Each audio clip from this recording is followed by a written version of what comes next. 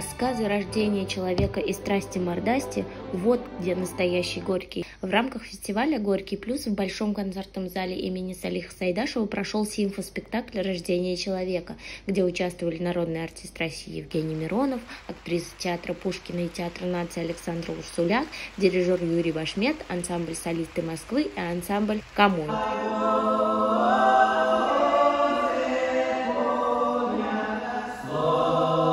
Стоит отметить, что в зале был аншлаг.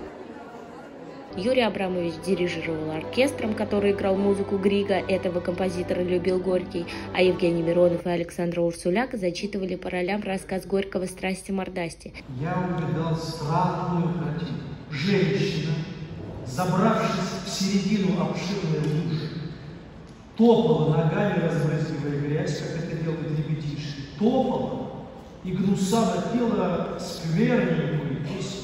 Это рассказ о больной гулящей женщине с тяжелой судьбой, и у нее дома сын-инвалид, которого она родила в 15. Она зарабатывает на жизнь тем, что приводит домой мужчин. Одним из них оказывается торговец. Он начинает посещать ее сына, чтобы хоть немного скрасить ему жизнь. Эдак вот она каждую ночь, почитай, скандалит, а дома у ней сын безногий.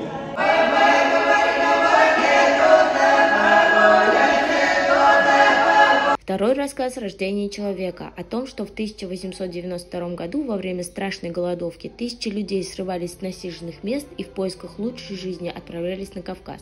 В числе этих страждущих людей двигался и писатель. Он невольно оказывается единственным неподалеку от женщины, которая начинает рожать и помогает ей с этим.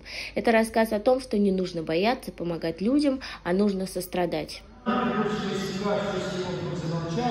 Чей-то хриплый голос